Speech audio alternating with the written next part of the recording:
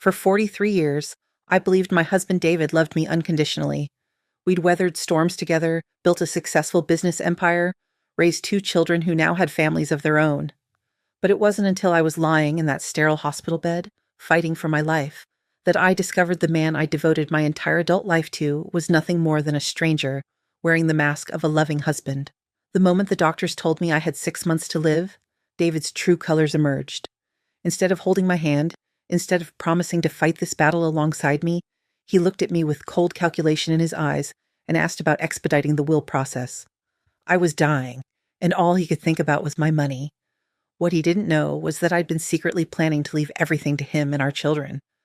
My entire fortune, built from the tech company I'd founded in our garage 30 years ago, was going to secure their futures. But his heartless response to my diagnosis changed everything. If he wanted to treat my impending death like a business transaction, then I'd show him exactly how cold business could be. The irony is, the person who ended up inheriting my fortune was someone David had never even met. Someone whose kindness and character made my own family look like the greedy strangers they'd become. Let me start from the beginning, because understanding how deep David's betrayal ran will help you appreciate just how perfect the justice turned out to be. It was a Tuesday morning in September when I first felt the sharp pain in my chest. I was in the middle of a board meeting, presenting our quarterly projections to the executive team of the tech company I'd built from nothing. Stevens Technology Solutions had grown from a 2-person operation in our garage to a multinational corporation employing over 3,000 people. I was proud of what we'd accomplished, but more importantly, I was proud that it would provide security for my family long after I was gone. At least that's what I thought I was proud of.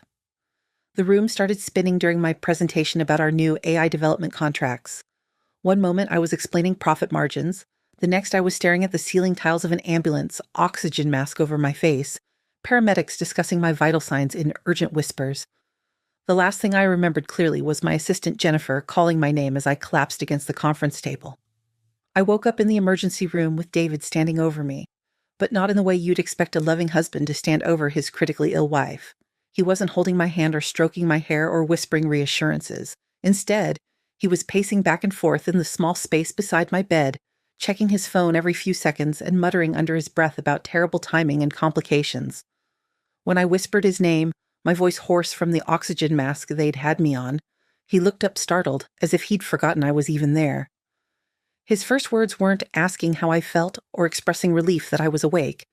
He simply said the doctors wanted to talk to us, his tone suggesting this was an inconvenience he needed to manage efficiently. Dr. Martinez had been our family doctor for over 20 years. He delivered both our children back when we lived in our modest starter home, before the company took off and changed our lives. He'd seen us through Marcus's broken arm when he was 8, through Jessica's appendicitis when she was 12, through David's minor heart episode 5 years ago that had turned out to be nothing more than stress and too much caffeine. But I'd never seen Dr. Martinez look as grave as he did when he pulled up a chair beside my hospital bed that day. The chest pain that had dropped me during the board meeting had been caused by significant blockages in my coronary arteries, but that wasn't the most serious issue they'd discovered. During the emergency imaging, they'd found a mass in my pancreas. Combined with some irregular blood work and additional scans, they were looking at advanced pancreatic cancer that appeared to have already begun spreading to nearby organs. The words hit me like a physical blow, each syllable landing with the weight of finality. Pancreatic cancer. I knew enough about medicine from my mother's battle with it 15 years earlier to understand what that meant. Dr. Martinez confirmed my worst fears with his next explanation about timelines and treatment options. We were looking at months, not years. 3 to 6 months with aggressive treatment, possibly less without it. I felt the blood drain from my face as the reality sank in. All my plans, all my dreams of retirement with David, of watching our grandchildren grow up, of traveling to all the places we'd always said we'd visit someday, all of it was vanishing in the span of a single conversation.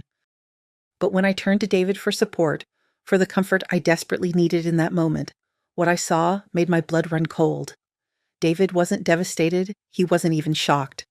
His expression was one of intense focus, but not the kind you'd expect from a man learning his wife was dying. It was the expression he wore during important business negotiations, when he was calculating numbers and considering options. I could practically see the wheels turning in his head, and it wasn't grief or fear driving those wheels. It was something much more calculated, much more cold. His first question to Dr. Martinez wasn't about my pain levels or treatment options or quality of life. He asked about the timeline with clinical precision, as if he were discussing a project deadline rather than his wife's remaining time on Earth.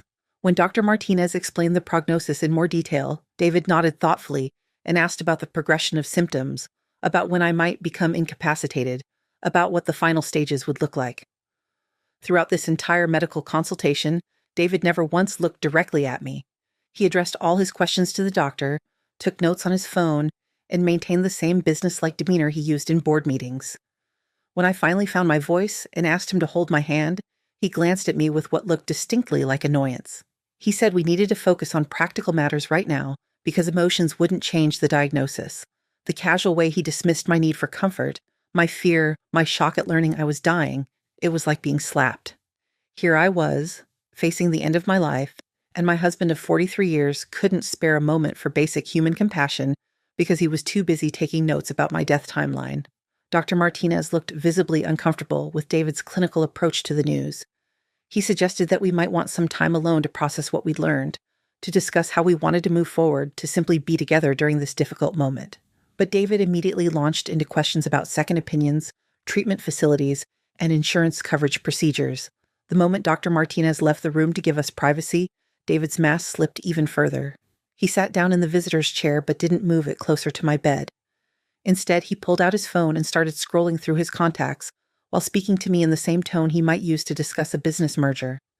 He said this diagnosis changed everything, that we needed to start making immediate arrangements. When I begged him to just hold me for a minute, to tell me he loved me and would be there through this fight, his expression grew more impatient. He said of course he loved me, but that love wouldn't change the medical facts. We had a business empire to think about, assets to protect, our children's financial futures to secure. Then came the revelation that truly showed me who I'd been married to all these years. While I'd been unconscious in the emergency room, while the doctors were running tests to determine whether I would live or die, David had been making phone calls. He'd contacted our family lawyer Harrison about expediting the will process, discussed the situation with our financial advisor, and even reached out to our accountant about tax implications. The idea that David had started the process of dividing up my assets while I was unconscious in a hospital bed, while my life was hanging in the balance, felt like a betrayal so profound I couldn't fully comprehend it. He explained this with the same matter-of-fact tone he might use to describe any other business decision. Given my health situation, he said, we needed to ensure everything transferred smoothly to avoid complications later. Complications. He was discussing complications in asset transfer while I was processing the news that I had months to live. When my heart rate spiked and triggered the monitors around my bed to start beeping rapidly, a nurse rushed in to check on me. She adjusted something in my IV line, and I felt a slight sedative effect beginning to take hold. But even through the medication, my shock and hurt were overwhelming. After the nurse left, David continued as if nothing had happened. He talked about the company needing clear leadership transition, about our real estate portfolio requiring immediate attention, about our children's trusts needing to be restructured. Every word was about money, about assets, about financial planning. Nothing about how he would miss me, nothing about being devastated by the prospect of losing his life partner, nothing that suggested he saw my impending death as anything more than an estate planning emergency. I brought up our children, partly to test whether David's coldness extended to them as well, and partly because I was grasping for any sign that family meant something more to him than financial obligation. But the conversation only revealed more painful truths about the people I devoted my life to supporting. Our son Marcus lived in California with his wife Rebecca and their twin daughters. He was 38 years old and had never held a stable job for more than 2 years.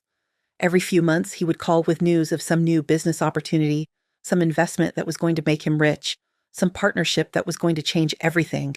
And every time, he needed money to make it happen.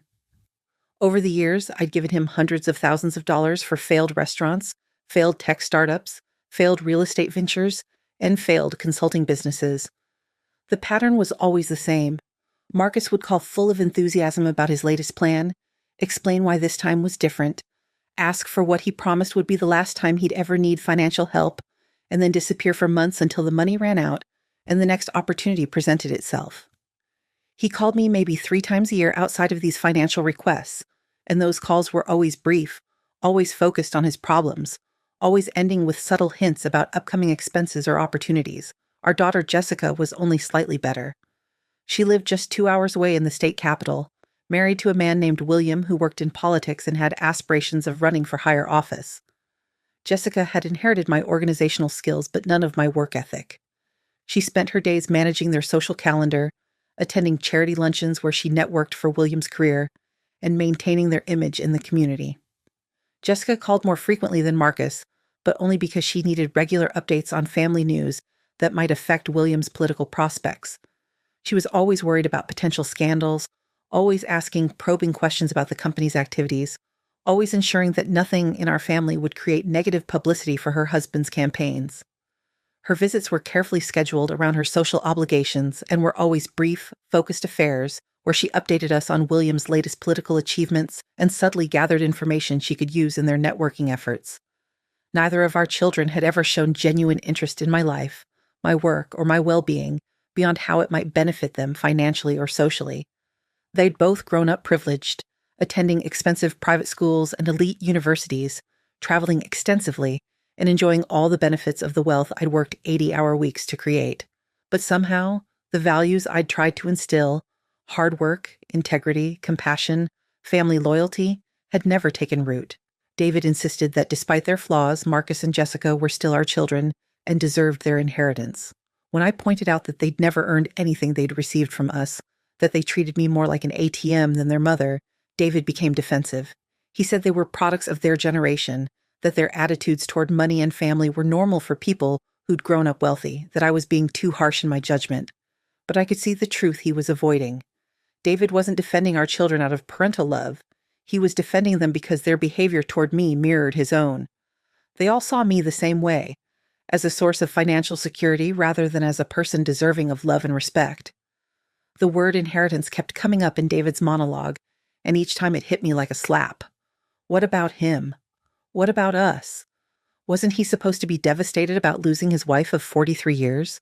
Wasn't he supposed to be thinking about all the plans we'd made together, all the dreams we'd shared, all the memories we'd created over 4 decades of marriage?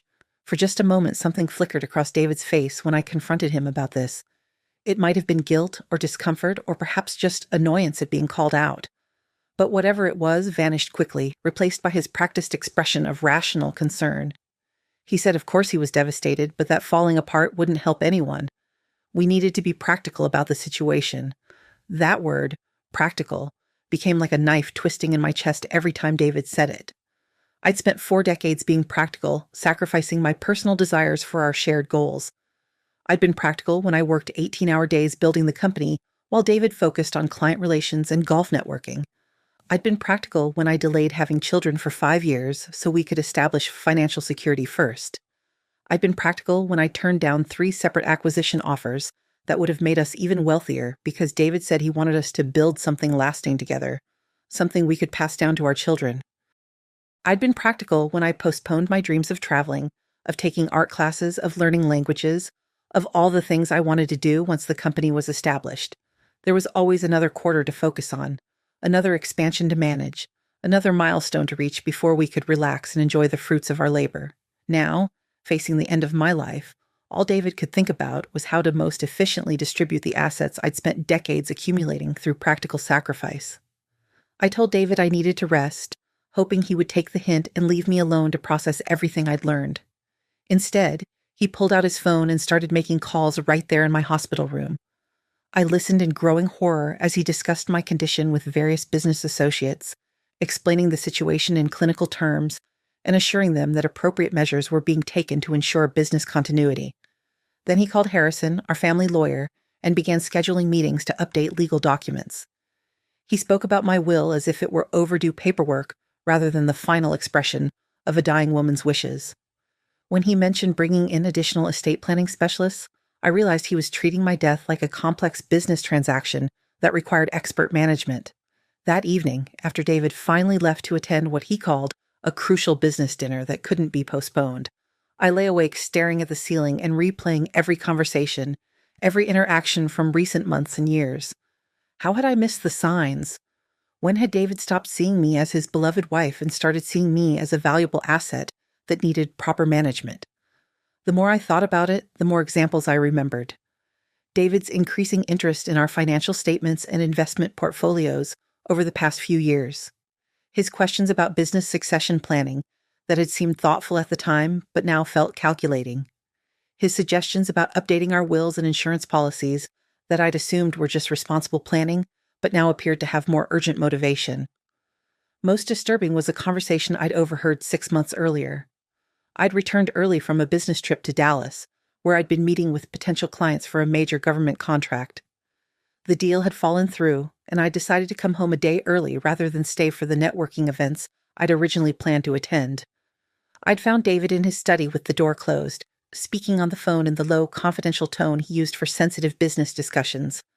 I hadn't intended to eavesdrop, but something about his manner made me pause in the hallway outside his office.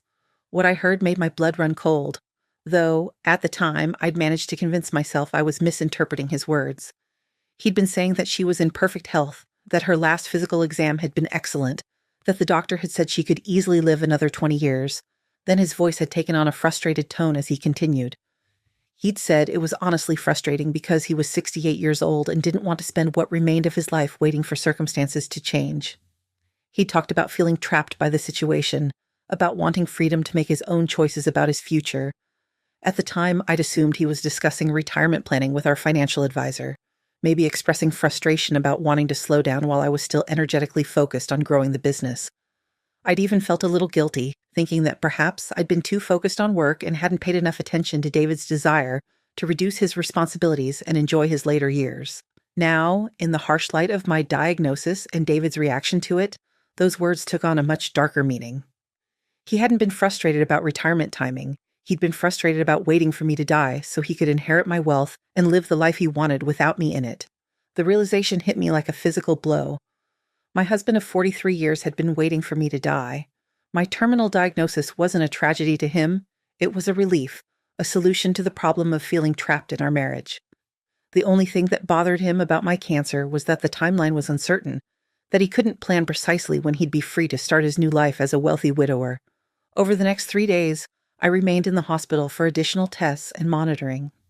David visited daily, but his visits felt increasingly like board meetings rather than the comfort calls of a loving husband. He brought legal documents for me to review, spreadsheets outlining our various assets, and endless questions about my wishes for different properties and investments. What he didn't bring was flowers. He didn't bring the mystery novels I love to read or the crossword puzzle books that helped me relax. He didn't bring photos of our grandchildren or mementos from our life together. He didn't bring anything that suggested he was thinking of me as a person he loved rather than an estate that needed to be properly managed. Instead, David arrived each day with his briefcase and his laptop, ready to conduct business. He talked about stock portfolios and real estate holdings, about tax implications and legal structures, about trust funds and charitable deductions. He discussed my impending death the way he might discuss any other business transition, with careful planning and attention to detail, but without any visible emotion. The breaking point came on my 4th day in the hospital, when David brought up our vacation home in Napa Valley. We'd bought the property 15 years earlier, a small vineyard estate where I'd fallen in love with the peaceful rhythm of wine country life. It was my favorite place in the world, where we'd celebrated our 20th wedding anniversary, where our grandchildren had learned to ride bikes, where I dreamed of spending my retirement years learning about winemaking and hosting family gatherings. David announced that he'd been thinking about the practical aspects of managing all our properties after I died, and he'd concluded that the Napa house didn't make financial sense for him to keep. He said that realistically, he wouldn't want to go there alone because it would just be a reminder of loss. It would be better to sell the property and invest the proceeds in something that would generate regular income for his retirement. His retirement. Not our retirement, which would obviously never happen now. My retirement. He was already thinking of himself as a single man, planning a future that didn't include even the memory of our life together. The house where we'd made some of our happiest memories was nothing more than a financial asset to be liquidated for his convenience. When I protested that the house had tremendous sentimental value, that it represented some of the best times in our marriage, David looked at me with barely concealed impatience. He said sentimentality was a luxury we couldn't afford when dealing with complex estate planning. The property would be much more valuable if sold quickly before the market shifted or before his grief might cloud his business judgment. His grief. He spoke about his future grief as if it were a potential business liability rather than the natural response to losing someone he loved. Everything about David's approach to my diagnosis was calculated and cold, focused entirely on maximizing his financial benefit rather than on supporting me through the most frightening experience of my life. I told David I wanted him to leave and not come back until he could remember that I was his wife, not his business partner.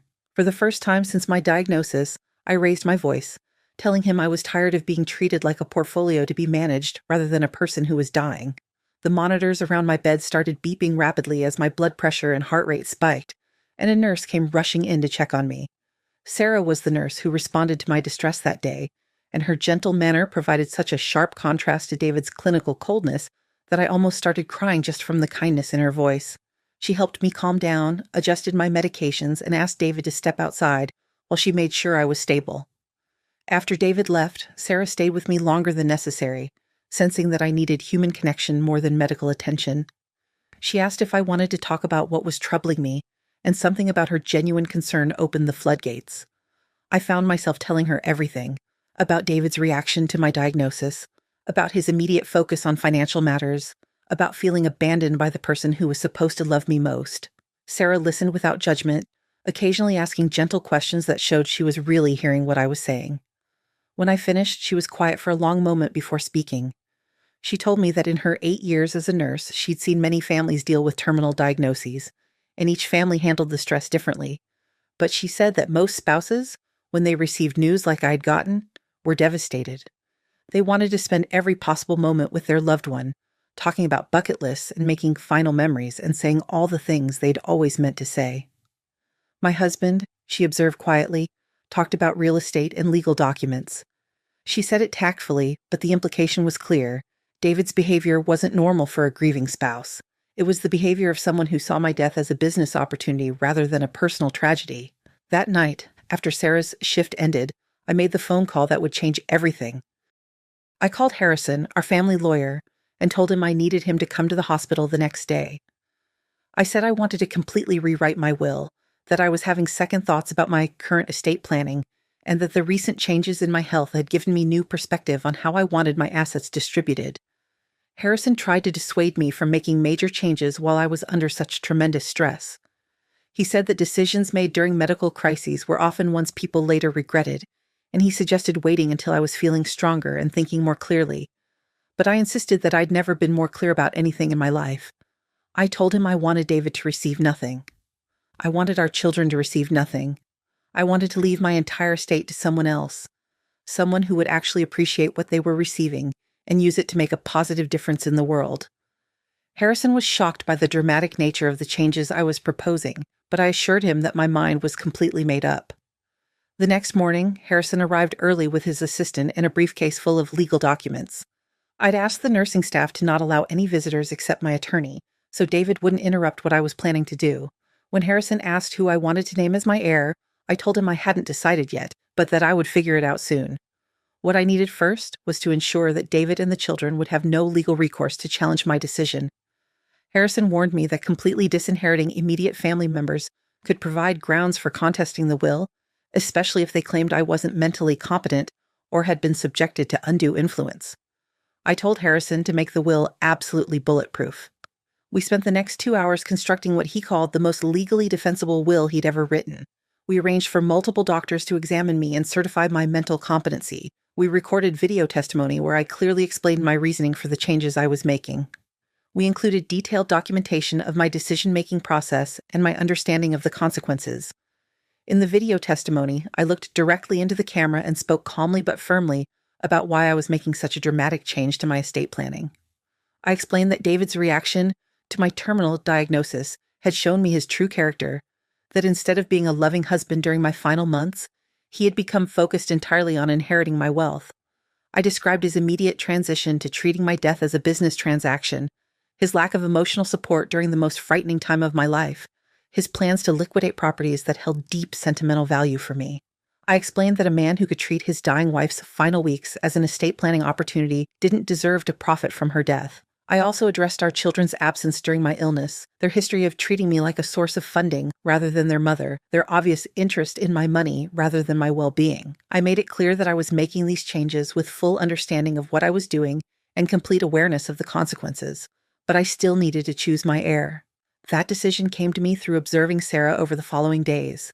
As my condition was monitored and my treatment plan developed, I had the opportunity to watch Sarah interact with other patients, other families, other situations involving serious illness and end-of-life care. What I saw convinced me that she embodied everything I valued in a person: compassion, selflessness, dedication, and genuine care for others. Sarah was 28 years old and had been working as a nurse for 6 years. I learned that she'd originally planned to become a doctor, but those plans had been derailed when her parents were killed in a car accident 3 years earlier. She'd become the guardian and financial support for her younger brother Michael, who was in his final year of medical school. Every penny Sarah earned beyond her basic living expenses went toward Michael's tuition, books, and living costs. She worked double shifts whenever possible, picking up extra hours to ensure his education would continue without interruption. She lived in a tiny studio apartment, drove a 15-year-old car that broke down regularly, and had given up every luxury in her life to make sure her brother could achieve his dream of becoming a doctor. Despite these financial struggles and personal sacrifices, Sarah was the most positive, caring person I'd ever encountered in a medical setting. She remembered every patient's name, their family members' names, their concerns and fears.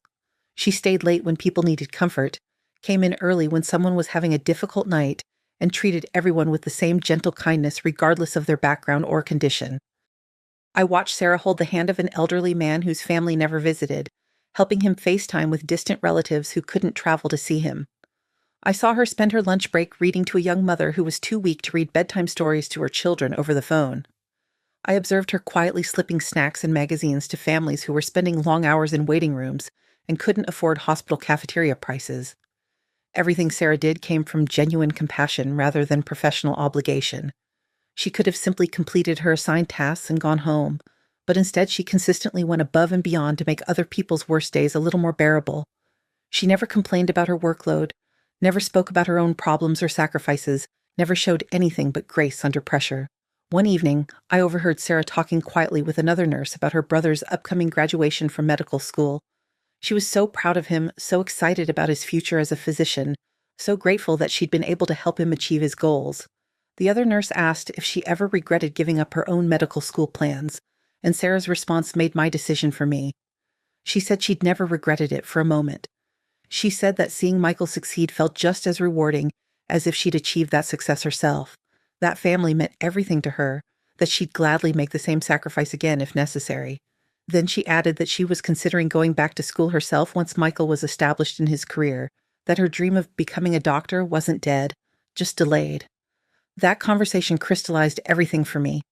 Here was a woman who embodied every value I'd tried to live by, putting family first, working hard for others' benefit, maintaining hope and grace, despite personal sacrifice.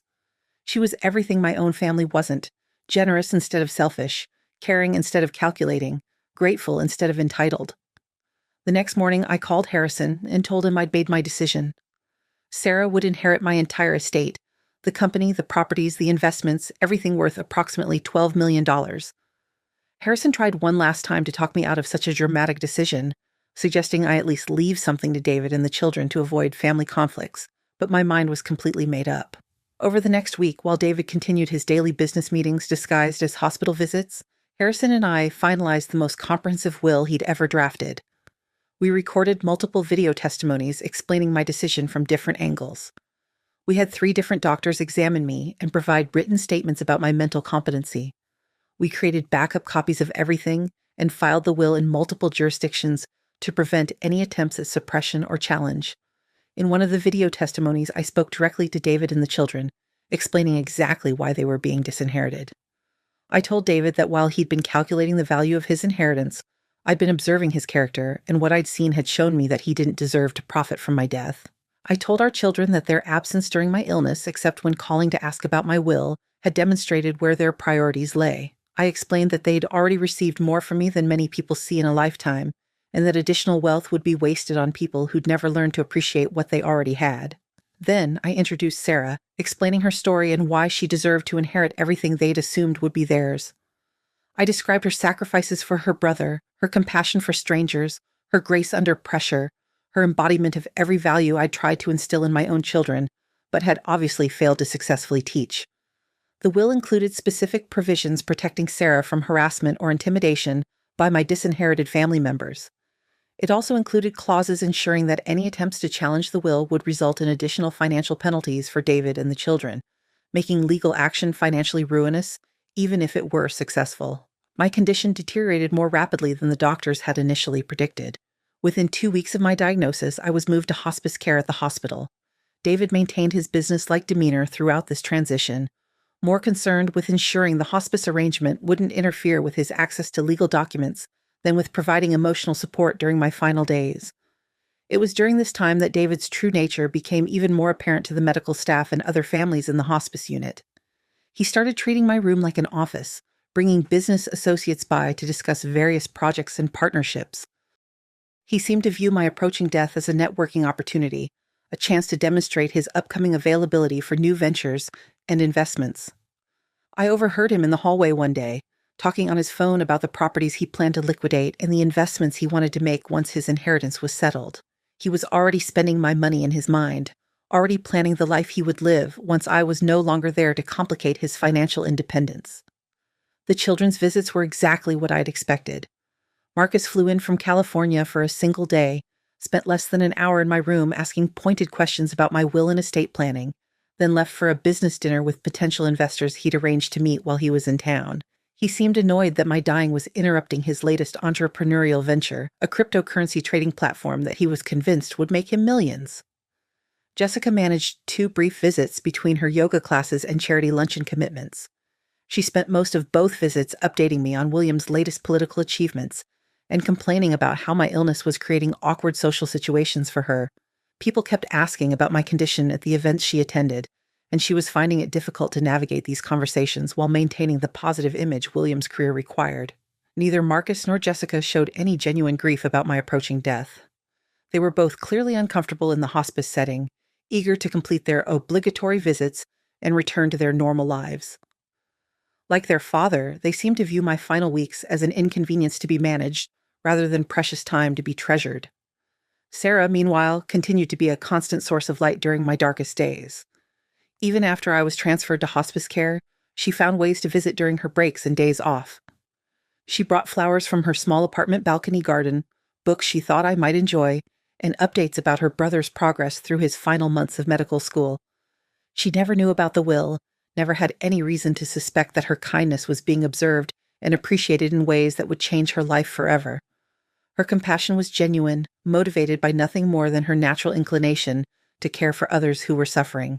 One afternoon, about a month after my diagnosis, David made a comment that sealed my absolute certainty about the decision I'd made. He was meeting with the funeral director, supposedly to pre-plan my service, but I could hear their conversation from my bed, and it was clear that David's priorities were anything but respectful commemoration of my life. When the funeral director suggested a modest, intimate service focusing on family and close friends, David insisted on something much more elaborate. Not because he wanted to honor my memory or celebrate my life, but because, as he explained, many important business contacts would be attending, and the funeral would provide an excellent opportunity to announce his new availability for partnerships and investments. David actually described my funeral as a networking event, a chance to make connections that could benefit his post-inheritance business plans. He discussed the guest list in terms of potential clients and investors, rather than people who had cared about me. He talked about the reception as an opportunity to showcase his upcoming financial independence rather than a gathering for shared grief and remembrance. That evening, I asked Sarah to help me with one final task. I wanted to record a video message that would be played at the will reading, something that would help David and the children understand exactly why they'd been disinherited and why Sarah deserved the inheritance they'd assumed would be theirs. In this final video, I looked directly into the camera and spoke with complete clarity and conviction. I explained that I'd spent 43 years building a fortune while believing it would benefit the family I loved. But their reaction to my terminal illness had shown me that I wasn't their beloved wife and mother, I was their retirement plan. I told David that while he'd been calculating his inheritance, I'd been observing his character, a man who could treat his dying wife's final weeks as a business opportunity, who could plan to use her funeral for networking, who could discuss liquidating properties with deep sentimental value before she was even gone. Such a man didn't deserve to profit from her death. I told the children that their absence during my illness, except when calling to inquire about financial matters, had demonstrated their true priorities. They'd had 43 years to show me love and respect, and instead they'd shown me that my value to them was purely monetary. Then I introduced Sarah, explaining why this stranger embodied everything they weren't. I described her sacrifices for her brother, her compassion for patients, her grace under financial pressure, her genuine kindness to everyone she encountered. I explained that she represented the values they'd never learned: generosity, selflessness, and the understanding that wealth should be used to lift others up rather than just provide personal comfort. I concluded the video with my final message to the family that had abandoned me when I needed them most. I said I'd given them 43 years of my life, my love, and my financial support. In return, they'd given me indifference, calculation, and greed when I was facing death. They'd already received everything from me they were capable of appreciating. My money would be wasted on them, but it would change Sarah's life and the lives of countless others in meaningful ways. I died on a rainy Thursday morning in October, 3 months after my diagnosis. Sarah was holding my hand when I passed, having come in early before her shift started to check on me and bring me fresh flowers from her garden. David was at the country club, attending what he described as a crucial business breakfast meeting that couldn't be postponed, even though the hospice staff had called him twice that morning to suggest he might want to be present. The funeral arrangements revealed even more about David's true priorities. Despite my specific wishes for a simple service, David had planned an elaborate affair with over 300 guests. The guest list read like a business networking directory rather than a gathering of people who had cared about me personally. David had sent invitations to clients, competitors, investors, and anyone else who might be useful to his post-inheritance business plans. During the service, David delivered a eulogy that focused more on my business achievements and the legacy of the company than on our personal relationship or the memories we'd shared. He spoke about my practical nature and business acumen, as if those were my defining characteristics, completely ignoring the person I'd been outside of work. Several people commented afterward that it felt more like a business presentation than a tribute to someone's life. The will reading was scheduled for the Tuesday following my funeral. David had insisted on moving quickly, claiming that delayed probate would create unnecessary complications for business operations. In reality, he was simply eager to begin accessing what he assumed was his inheritance. Marcus flew in from California again, and Jessica cleared her social calendar for the week. They all gathered in Harrison's office wearing appropriately somber expressions, but I could see the anticipation in their eyes. Harrison began by explaining that this would be somewhat unusual, as I'd left specific instructions about how my will should be presented. He started by playing the final video I'd recorded, and I watched from whatever realm souls inhabit as their faces transformed from expectation to confusion to absolute horror. David's confident expression crumbled as I explained his behavior during my illness, his business-like approach to my death, his immediate focus on assets rather than emotions, his plan to use my funeral for networking opportunities. His face went pale, then flushed red with anger as the full impact of my words sank in. Marcus started shifting uncomfortably in his chair as I detailed his pattern of financial requests over the years, his absence during my final months except when inquiring about inheritance matters, his obvious view of me as a funding source rather than his mother. His wife Rebecca, who had attended expecting to learn about their financial windfall, looked increasingly distressed as she realized what was happening. Jessica burst into tears as I described her superficial visits, her concerns about how my illness might affect her social standing, her treatment of me as a potential embarrassment to her husband's political aspirations rather than her dying mother. But these weren't tears of grief. They were tears of fury and humiliation, as she realized her expected inheritance was evaporating before her eyes. When I introduced Sarah and explained that she would inherit everything, David shot to his feet, his face contorted with rage. He started shouting about legal challenges, about undue influence, about the impossibility of leaving everything to a stranger. Marcus joined the outburst, threatening lawsuits and private investigators, while Jessica sobbed about the humiliation and how she would explain this to her social circle. Harrison calmly allowed them to vent their fury before explaining the legal realities. The will had been constructed to be virtually unbreakable, with multiple medical certifications of my mental competency, detailed video testimony explaining my reasoning, and ironclad legal language that had been reviewed by several estate planning specialists. Any attempts to challenge the will would not only fail, but would result in additional financial penalties that would leave them responsible for massive legal fees. The final blow came when Harrison revealed the full scope of their disinheritance. Not only had they been completely cut out of my will, but the structure I'd chosen meant they would also be responsible for a significant portion of the estate taxes on Sarah's inheritance. Their greed hadn't just cost them their expected windfall, it had created substantial financial obligations that would strain their existing resources. David demanded to know everything about Sarah, who she was, where to find her, whether she had somehow manipulated me into changing my will. When Harrison explained that Sarah was simply my nurse and had no knowledge of the inheritance, David became even more enraged. The idea that a stranger, someone he considered beneath his social status, would inherit what he'd considered his birthright was unbearable to him. Marcus threatened to hire private investigators to find dirt on Sarah, to prove she had somehow influenced my decision. Jessica wailed about her humiliation and how she could never face her friends again. Neither showed any genuine grief about my death itself, only fury about losing money they'd never earned and felt entitled to receive. Harrison informed them that any attempts to harass or intimidate Sarah would result in additional legal consequences. The will included specific provisions protecting her from retaliation by my disinherited family members, and any violations would trigger further financial penalties and potential criminal charges.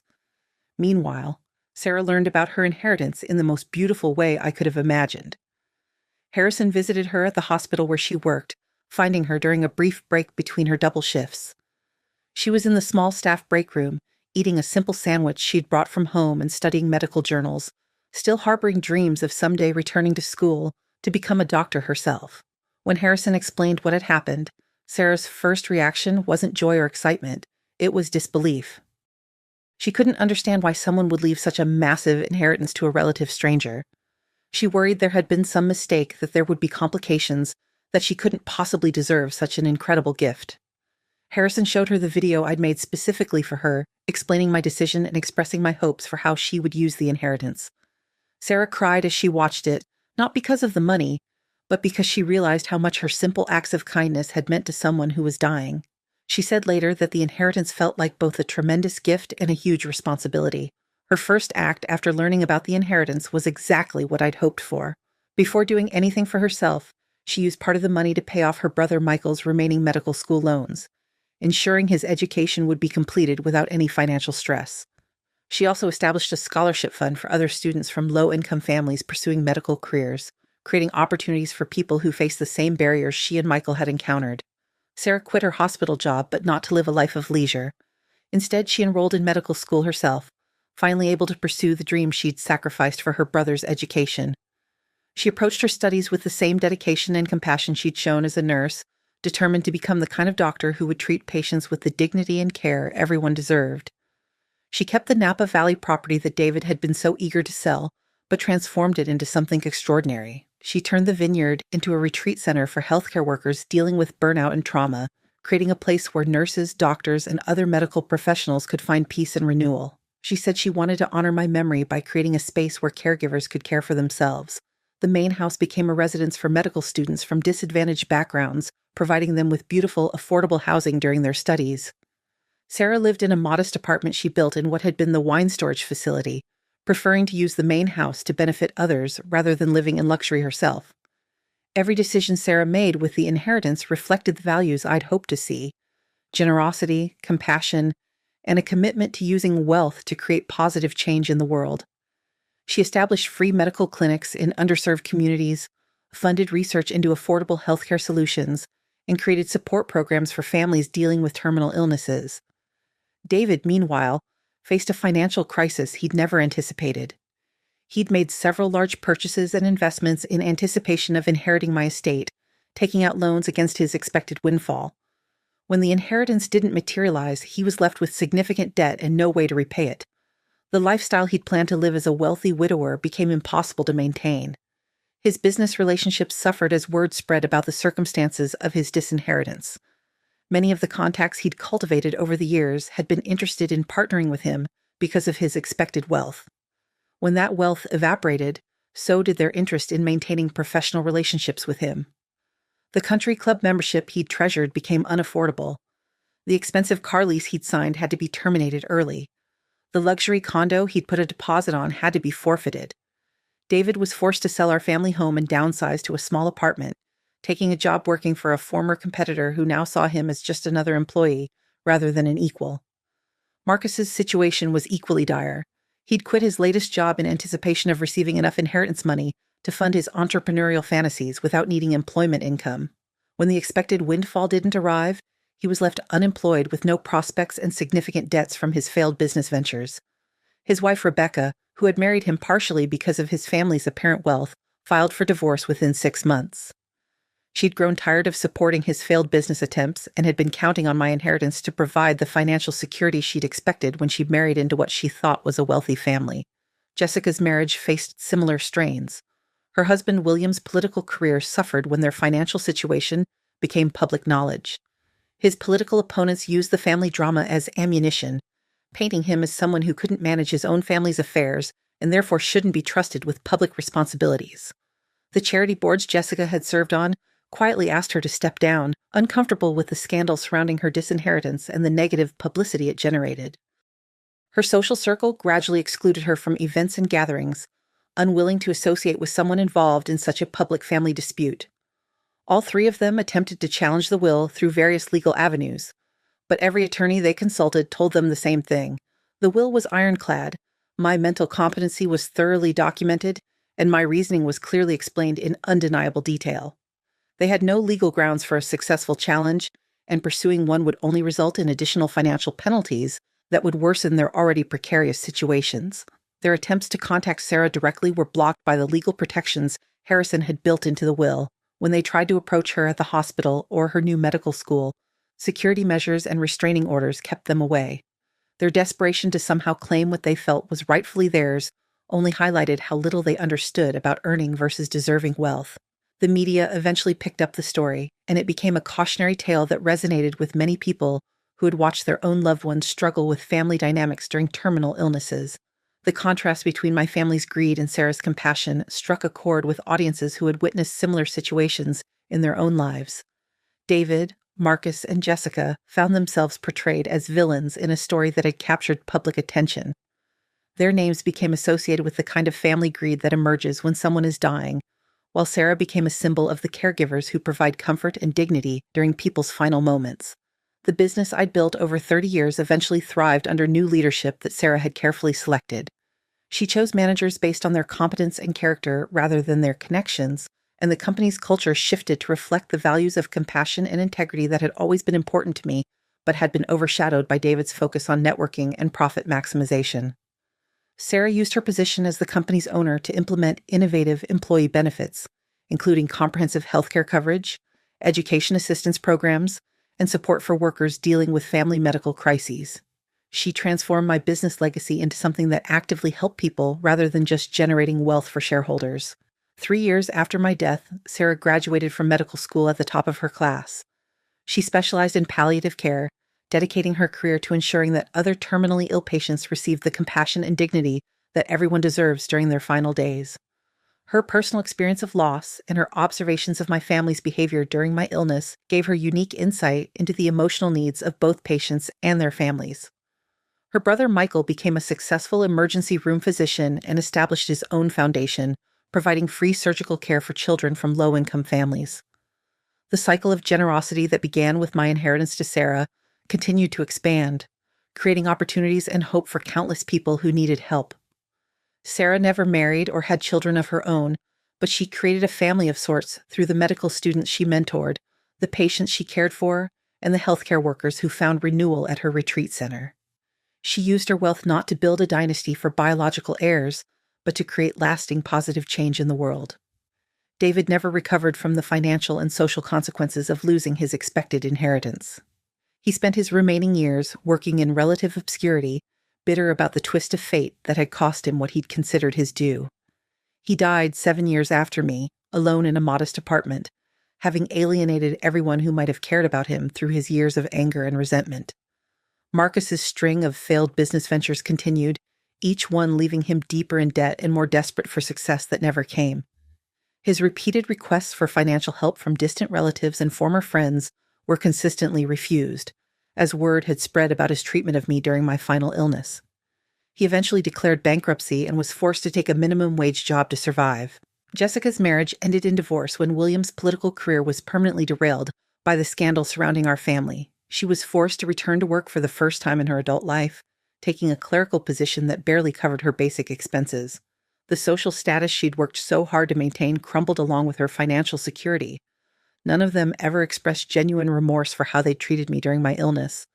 Even after losing everything, their anger remained focused on being disinherited rather than on recognizing their own moral failures. They continued to see themselves as victims of my vindictiveness rather than consequences of their own greed and callousness. Meanwhile, Sarah's impact continued to grow. The medical school scholarship fund she'd established helped dozens of students from disadvantaged backgrounds become doctors, nurses, and other healthcare professionals. Many of them went on to work in underserved communities, multiplying the positive effects of her generosity. The retreat center she'd created became a model for similar facilities around the country, providing healing spaces for healthcare workers who dealt with trauma and loss on a daily basis.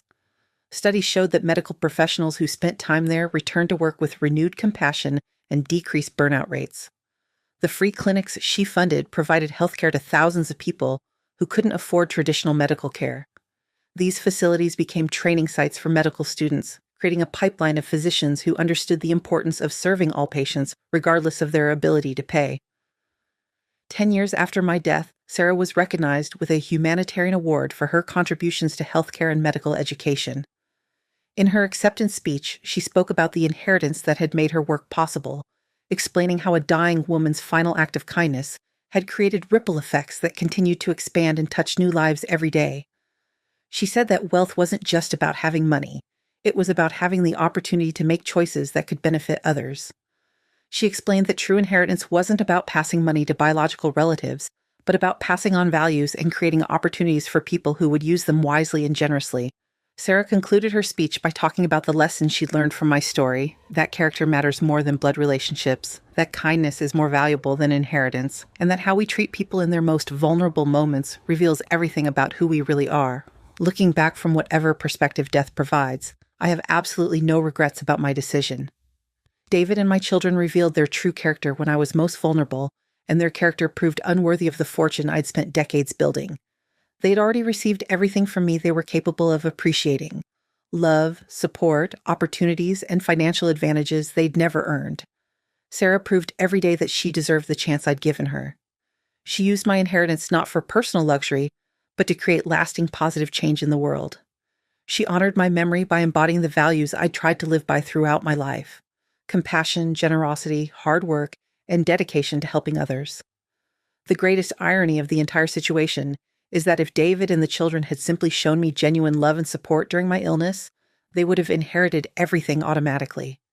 Their greed and callousness cost them millions of dollars that would have been theirs without question if they'd just remembered how to be a loving family.